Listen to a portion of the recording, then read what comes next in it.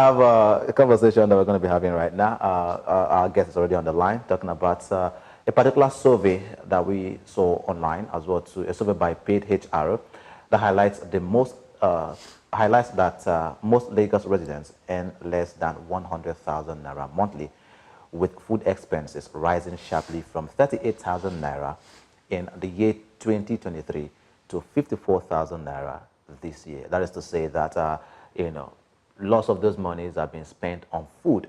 According to the survey, it was around 38,000 naira that people spend on food monthly, and right now it's around 54,000 naira that people spend on food. And of course, this financial strain is felt more acutely by women and marginalized communities who already face systemic economic challenges, just like we've been talking about this morning. Well, our guest this morning is Ola Damilola Onemado, a trained economist and leader of Budget's Gender Desk, and she will help us provide valuable insights into how wage stagnation affects these groups and discuss the necessary reforms for more equitable economic empowerment. Good morning to you and welcome to the show, Ms. Olu Damilola. Good morning. Thanks for having me. Yes, good morning. You're welcome. I'm sure your day has been good as well thus far. Yes, it has. It has. Thank you very much. Thank you. Let's begin the conversation talking about the general impact of the wage stagnation currently that we have in the country. You know, given your experience with a budget agenda desk, how do you see wage stagnation differently affecting women and marginalized communities in Lagos compared to the general population? Thank you for that question, and thank you for having me on your show. You're welcome. Basically, wage stagnation differs across different geopolitical zones, different states. But in Lagos, it is very vast because of the population.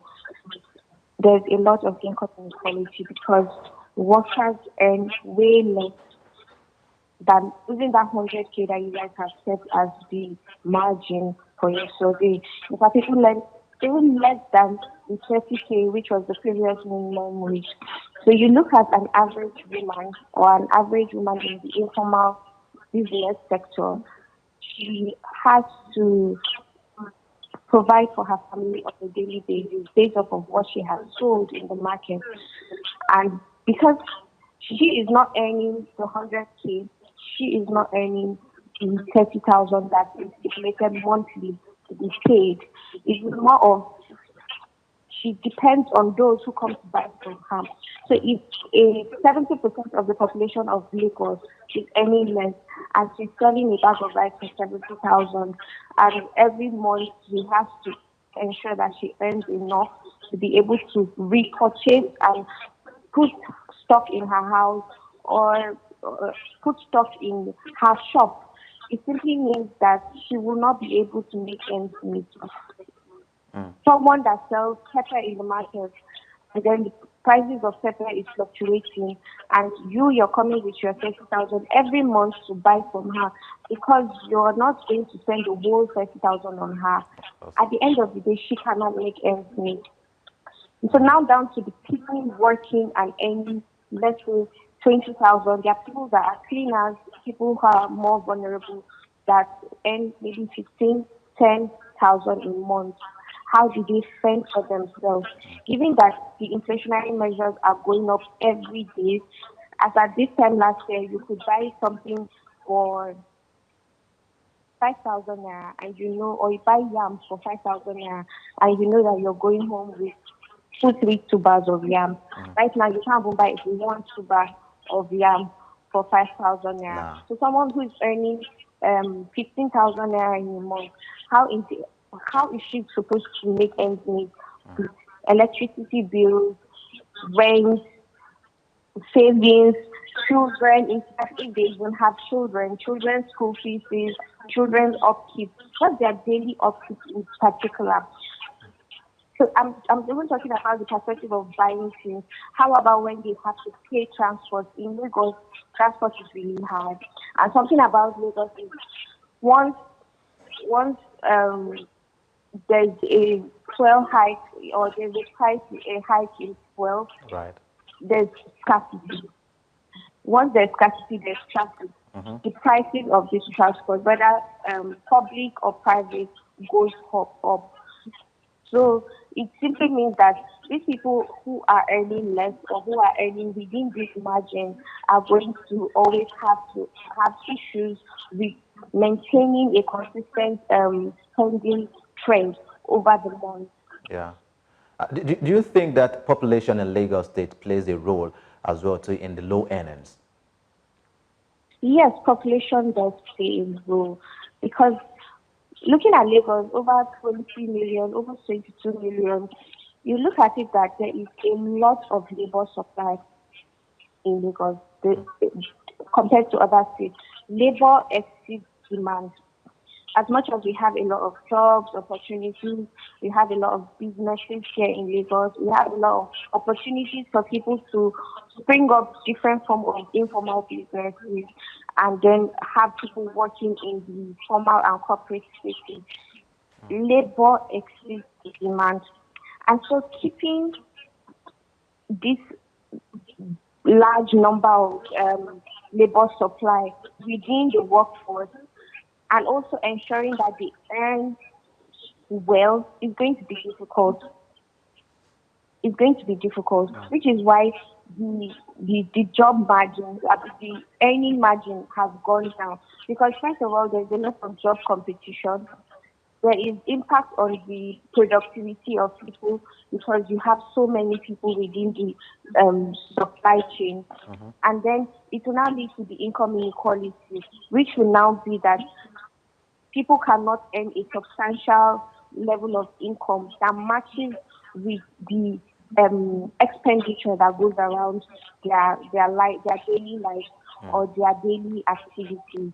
So they just have a very small percentage to contribute.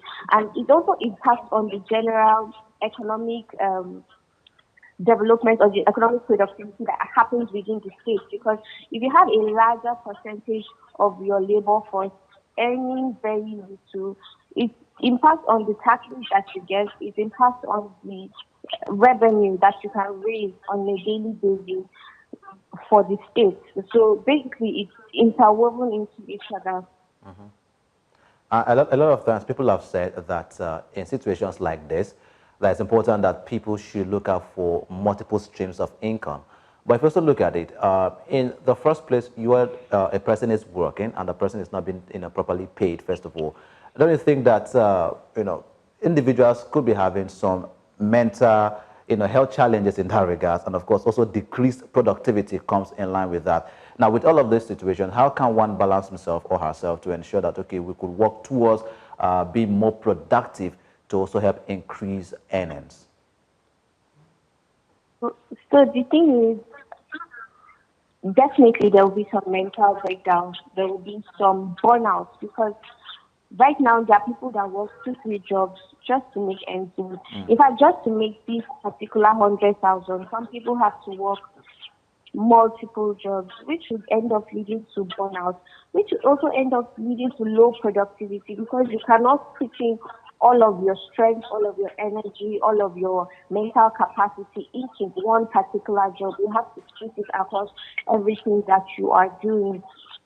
How do you balance it? The truth is, at the end of the day, is understanding what your priorities are. Understanding that you also need to feed, you also need to transport, you also need to make your daily living, or you need to earn a living for yourself. But the truth is, we need to also ensure that our health, our mental capacity is on board. So what I would advise, because it's very difficult, or what I would advise is once in a while, visit the general hospital, check up on yourself. You could go to the psychiatric hospital. I feel like these are places that have lesser fees that can be paid just to have a general checkup, to look through yourself. And on weekends, but it's difficult to advise this, but on weekends, if it can be a point where you rest. But it's very difficult to advise this because most people have their extra businesses on the weekend. So Yeah. at the end of the day, it what works for you, but we all need to understand that our mental and physical health is very much important at the end of the day. All right. We have Dr. Champion here with us as well. I'm sure he has a few questions that he also want to ask you. Yeah. Yeah, all right. Thank you very much. I appreciate your analysis and, of course, your information. In June 2024, that's like 2-3 months ago, I'm aware that food inflation, according to the Nigerian Bureau of Statistics, soared by 61%. And recently we saw another result that we're told that the food inflation had dropped in terms of percentage. But meanwhile, in the market, we still see prices of goods and services, really food items, soaring. I mean, the prices get higher. What do you think is responsible for that? Why is what we are seeing on paper not being reflected, in our fiscal terms? So with inflation, there's so many things that impacts on why we have inflation. It's not just that the prices of food have come down. Yes, maybe productivity has increased in the agricultural space, or it's kind of like the harvest side. But then, if you look at it, there is a lot that goes into transporting the food. If fuel prices are high, transportation of those foods across the country is definitely still going to be high.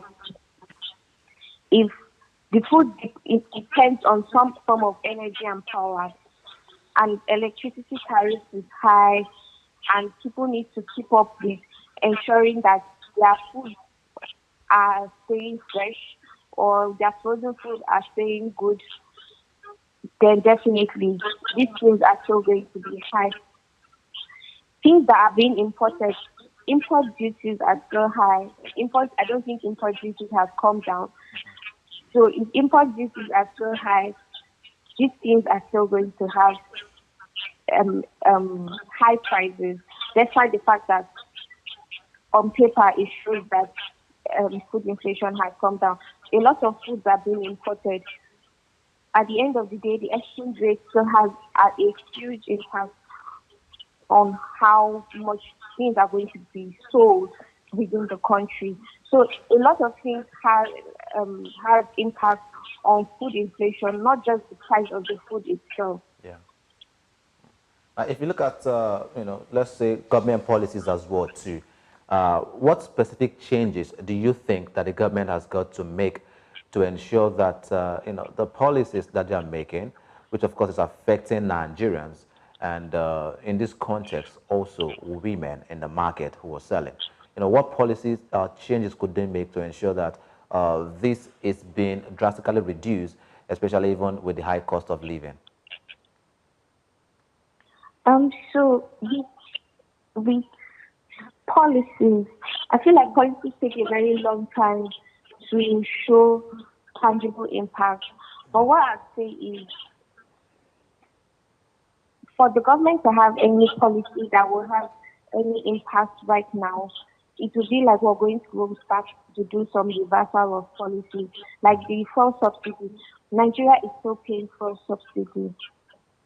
And at the end of the day, prices of the fuel has gone way higher.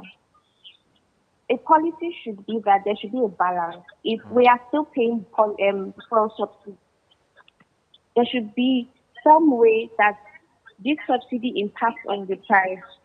We can't just be paying the subsidy and the citizens are not feeling the impact of the subsidy. If the subsidy is completely cancelled and the cost comes all the way to the citizens, we can understand that, the government no longer pays. But if the government is still paying and we are still experiencing high price of fuel, then it simply means that we are going backwards. All right, so Floating of the okay. Yeah, go on, please. Go on. Okay, so floating of the naira, it simply means that the banks, the bureau de change, all of us will have a standard exchange rate that will be used. But you still find out that banks have a different exchange rate. The change have their own. All the black market people have their own. It also impacts on how our day-to-day activities go. So at the end of the day, if there's no uniformity in policy, especially if there is no stringent ways for them to implement the policy, I feel like we're still going back to the way things were, and these policies have not really been put in place well. Let's talk about advocacy as well for better investment when it comes to women empowerment as well, because in this context of conversation, women are more affected with this. What role can local groups and organizations play in advocating for increased investments in women's economic empowerment to counter the effects of wage stagnation in Nigeria, and of course in Lagos State specifically? So there are a lot of opportunities, especially when it comes to women economic empowerment. How different organizations can come together or individually to advocate for better investment in agriculture. We have different groups that have female smallholder farmers. How are they assessing finance? How are they assessing capital? How are they assessing high value crops? How are they able to assess the export market as well? So all of these things are places that the government can invest in to ensure that women are empowered, because women make up over 70% of the labor force in agriculture. But at the end of the day, when you look at the market, they do not have that much impact in the high value chain market. How is the government going to invest? So I think this is something that groups can come together to advocate that, we want women to be able to especially smallholder farmers women, to be able to have access to the high value chain market, to have access to land, have access to capital, maybe all these small credits, low interest loans, cash transfers, and all of that. These are things that can enable smallholder farmers to be able to grow. And at the end of the day, it helps us to also tackle our food security issues, because if we have more women producing, trust me, I believe that economic development in the agricultural sector will improve. So this is just one opportunity. There are different opportunities in the digital space, in the workspace, that's in the corporate space, and all of that. Even in education, there are so many ways in which the government can invest to ensure that women are economically empowered. All right, Dr. Champion? Yeah, okay. Thank you very much. The Consumer Price Index, the CPI, currently, I don't know the current rate. You may want to help us with that. But I know that in June, it was about 750.30 as against what we had in May, which was 733.40. Okay, so I'm looking at how the government can control the CPI and, of course, the inflation to reflect so that, of course, our women, of course, Nigerians at large will enjoy better economic relief.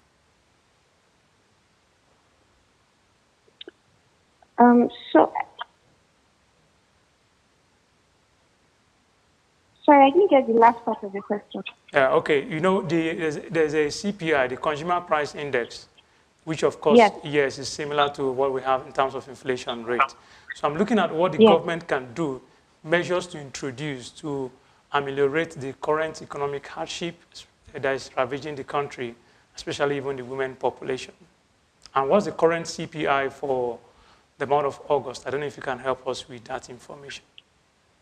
Okay, so for the month of August, because the month of August has not ended, I don't think the various statistics has evaluated that. But for July, it was 3.4, which was down from 34.19 in June. Okay.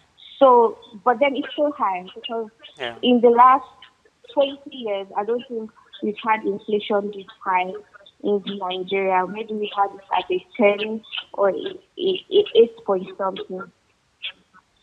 What can the government do? I feel like in Nigeria, if productivity is not strategic, if productivity is not fully attacked, I don't think inflation price is coming down anytime soon. Productivity in the sense that how much are we producing for ourselves to ensure that all the other forces of macroeconomic indicators that attack inflation as well are also not having that much great impact. So when I say macroeconomic forces, exchange rate prices, global economic crisis, what is the investment interest rate, or all of those things, they are not having so much impact on the inflation in the country because we are producing and doing a lot of things for ourselves within the country. So if we look at how we can adjust inflation in the country, I feel like a lot of things need to go back into productivity. What is the country doing to ensure that we are also producing our wealth here? I know that's a long shot, but that is one way to go because a lot of things tie around what is the floor price. You're transporting anything, you're trying to run your business, you're trying to move around. Basically, it falls down to fuel prices. Yeah. Energy prices, how is the country able to stabilize energy? Okay, you're paying high tariffs. Do I have the lights long enough so that I don't have to fall back on generators and all of that? This will enable Nigerians to improve productivity in different sectors, as well as improve the money circulation in the country. So I just believe that productivity is the key for Nigerians, for governments to be able to adjust the current inflation rate. Okay, thank you very much. That was well detailed. I appreciate it. Just yesterday, we learned that the United States of America, gave our beloved country $27 million termed as humanitarian aid for vulnerable Nigerians. Now, if you were to advise the federal government, how do you think they should channel properly $27 million so that it can be effective in terms of distribution and serve the purpose for which it was given? Okay, with AIDS, at the end of the day, I feel like when AIDS are given, they need it to get to the people directly. But I'm not one that believes in a cash transfer because at the end of the day, the cash transfer registry is not something that is very transparent to the people. It's not something that the process is also publicly publicized so that we all know what the process was, who received this or who received that. I will believe that if humanitarian funds should go into investments in women economic empowerment, in youth economic empowerment, because that way you know that this money is being channeled in such a way that it's also producing more money. Right? So just like I mentioned that, we need a lot of investment in smallholder farmers, especially female smallholder farmers. We need investment in youth smallholder farmers. This is just one sector I believe that investment can yield more returns at the end of the day. Because if you keep doing cash transfer, you transfer a 70,000 to almost 1 million people. 70,000 finishes in one day. Let us not joke with that. But if you just buy one bag of rice, that's it. So that cash transfer has gone off. So if these monies are being channeled to an investment that makes return, I believe it's something that will be useful to the country and not just us saying, oh, on paper we received $27 billion or we received this amount of money from a country. Because basically we've done cash transfers so many times and we never really see the impact. Truly. All right, thank you so much, Oludamilola so much. Onemano, a trained Thank economist and leader of Budget Gender Desk. Thank you for your time this morning. We do appreciate you.